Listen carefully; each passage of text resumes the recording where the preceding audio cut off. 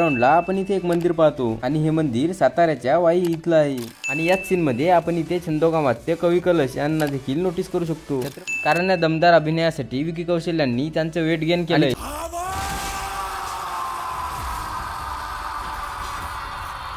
छावा या चित्रपटाचा एक जबरदस्त टीजर आउट झाला आहे आणि हा टीजर लिटरली एवढा भारी होता की अक्षरशः पूर्ण टीजरच्या स्टार्टिंग पासून तर एंड पर्यंत हा टीजर आपल्याला पूर्णपणे गुजबम्स देऊन गेलाय। मी हा पूर्ण टीजर 0.25x च्या स्पीडने बघितलाय आणि या टीजर मध्ये असलेल्या बऱ्याच अशा हिडन डिटेल्स आणि या टीजरचा ब्रेकडाऊन आज या व्हिडिओ मध्ये मी सादर केला आहे। त्यामुळे आजचा व्हिडिओ एंड पर्यंत नक्की बघा, कारण की आजचा व्हिडिओ फारच इंटरेस्टिंग असणार आहे। आणि हो, ज्यांनी आतापर्यंत चॅनलला सबस्क्राईब नसेल केलं तर चॅनलला सबस्क्राईब करून बेल आयकॉनवर दाबायला विसरू नका, कारण सबस्क्राईब करणं तुमच्यासाठी जरी फ्री असलं तरी तुमच्या एका लाईकने आणि एका सबस्क्राईबने आम्हाला नक्कीच फरक पडतो।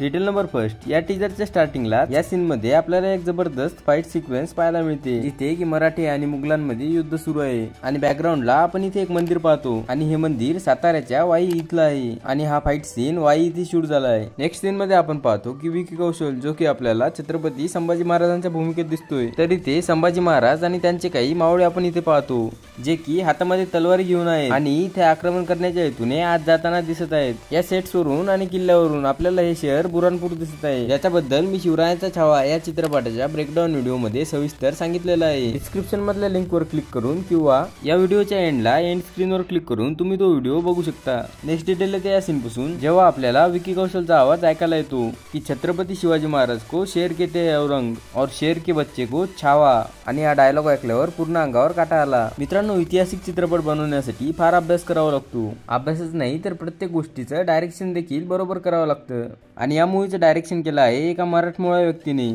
ज्यांचं नाव आहे लक्ष्मण उतेकर, आणि त्यांच्यासाठी 1 लाख तर नक्कीच बनतो। त्यानंतरच्या सीन मध्ये आपण शंभूराजे यांचं एक रौद्र रूप पाहतो। आणि हो, जेवढं क्रेडिट या मूवीच्या मेकर्सला दिलं गेलं पाहिजे तेवढेच विकी कौशललाही, कारण या दमदार अभिनयासाठी विकी कौशल यांनी त्यांचं वेट गेन केलं, छत्रपती संभाजी महाराजांच्या रोलसाठी फिटनेस देखील मेंटेन केला आहे। आणि त्यानंतर आपण एक टायटल पाहतो, Vicky Kaushal as never before. आणि खरंच विकी कौशल हा एक असा कलाकार आहे की त्याच्या प्रत्येक मूवी मध्ये आपल्याला असं वाटतं की ही आतापर्यंतची विकी कौशल यांची एकदम दमदार ऍक्टिंग होती, पण विकी कौशल यांच्या येणाऱ्या पिक्चरच्या अपडेट मध्ये विकी आपल्याला प्रूव्ह करतो की अजून विकीचा जलवा बघायचा बाकी आहे। नेक्स्ट डिटेल येते या सीन पासून, जिथे आपल्याला औरंगजेबाचा लुक रिव्हील करतात आणि मला खात्री आहे की 99% लोकांनी या ऍक्टरला ओळखलं नसेल, पण हा कलाकार दुसरा कोण नसून बॉलिवूडचा एक मोठा चेहरा आहे, म्हणजेच अक्षय खन्ना। आणि नेक्स्ट सीन मध्ये आपण पाहतो की छत्रपती संभाजी महाराज राजतिलक लावून 32 मन हिरेरत्न जडित सोन्याच्या सिंहासनावर विराजमान आहेत।